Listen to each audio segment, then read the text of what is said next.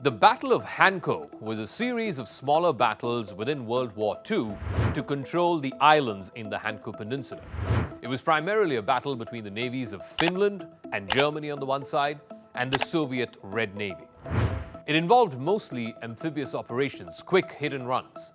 The Finns tasted success only after the Swedes joined them and pushed the Russian Red Navy back. The Soviet Union had to give up Hanko Peninsula in December of 1941. So as Finland and Sweden now join NATO 70 years on, some are looking at the land border between Finland and Russia. They also have a very complex history, these two countries, but very few people are actually talking about the sea lanes. While all the focus has been on Russian assets in the Black Sea, the far worse problem for Russia over the next few weeks and months is going to be in the Baltic Sea.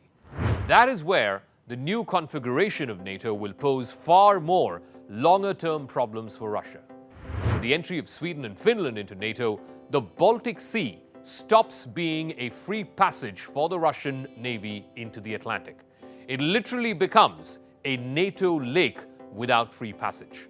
And that is what we'll explore on Crux DeCode.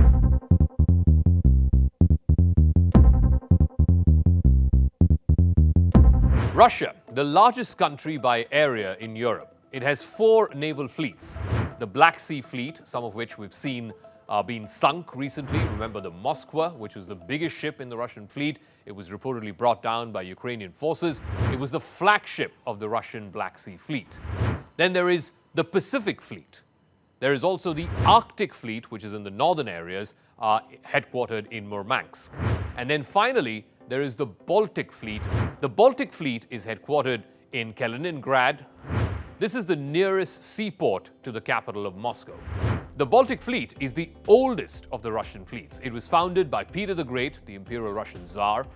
During the Second World War, it was awarded twice the Order of the Red Banner. And this is where Russia's submarine fleet comes into focus. Russia operates the world's largest fleet of submarines. And for their subs, the Baltic Sea basically, up until now, offered a free passage to the Atlantic. It bypasses United States undersea sonars in the Atlantic. So far, it was a free run for the Russians without any power being able to challenge their espionage and recon activities in the Baltic Sea. But that is about to change now. The red dotted line in the Baltic Sea is territorial waters that belong to Estonia, Latvia, Lithuania. And then again, from Poland, Germany, all the way up until Denmark. Now, if Russia were to stay outside this red line, outside these territorial waters of these Baltic countries and some of the Western European powers, it can pretty much sail undetected right up to the Straits of Denmark. But with the entry of both Finland and Sweden, both of them now proposing to join NATO, there will be a challenge to Russia's free passage. Look at what happens when we add Finland and Sweden into this Baltic corridor. The passage from Russia is simply too narrow to escape detection between Finland and Estonia. And you keep going further west, the gap closes even further, coming all the way up to the Danish Straits between Poland and Sweden. So Russian warships, in particular submarines, they could sail undetected by NATO, and even if they were detected by Finland or Sweden when crossing over to the mid-Atlantic, so far there wasn't a problem because these were neutral states. When Finland and Sweden join NATO, they will share all submarine detection activity with NATO. There is no longer room for hiding for Russian submarines. And much worse than the distance added by Finland joining NATO to the border is how, if both Finland and Sweden join NATO, the Baltic Sea literally becomes a NATO lake. There is no country in that entire passage, all the way from Estonia right up to the Denmark Straits, there is no country which is not a NATO member. So Russian ships, including submarines and other frigates, they will no longer have a free run. Now, when Sweden joins NATO, it's not just a question of distance, it also brings NATO the world's deadliest submarines. In fact, the only submarines which in war games have managed to sink US warship carriers. The Sterling, a Gotland-class submarine, it can remain undersea for up to 2 weeks, sustaining an average speed of 6 miles an hour, or it can use its battery power to surge up to 23 miles an hour. The Stirling-powered Gotland runs more quietly than even a nuclear-powered submarine. And if these can sink US aircraft carriers, then you can imagine what they can do to the Russian fleet.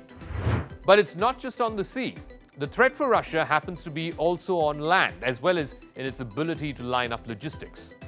The Kola Peninsula, which is just north of the White Sea, in the Murmansk region, which is northern Russia, they call it the Northern Territories, this region is just a few hundred kilometers from Finland. The peninsula is connected to the rest of the Russian mainland by just one road and one railroad. That particular highway runs 700 kilometers south before it splits up. That is a single point of failure or strategic threat for Russia. It's a stranglehold if Russia and NATO were to go into war. Currently, if Russia were to have that war with NATO, this road is relatively safe because the only way NATO could get into it is from Norway. And that is very unlikely to mount a successful attack because the entrance point is so small. At some places, it's barely 20 miles wide. Russia has stationed at least 2 divisions of its elite Arctic troops to guard this northern flank. But now, if you compare how this danger increases almost exponentially when Finland and Sweden join NATO. Basically, Finland could attack this road. It's 700 kilometers long. It could attack it from anywhere. It could attack it from 4 different directions, and Russia will not be able to do anything about it. It would be impossible to block, even with 1 million Russian soldiers on all sides. But it's not just the fact that this is a strategic threat. It can also be a logistical nightmare for Russia to move its troops and armor if this particular area is attacked, if Murmansk were to be attacked. Look no further than a few weeks ago in this war in Ukraine. Remember the 40-mile convoy? There were rows and rows of Russian trucks and armored vehicles that were stuck outside Kiev. They were there for weeks, not being able to get into the Ukrainian capital. Something similar could play out in the northern part of Russia if this region were to be attacked.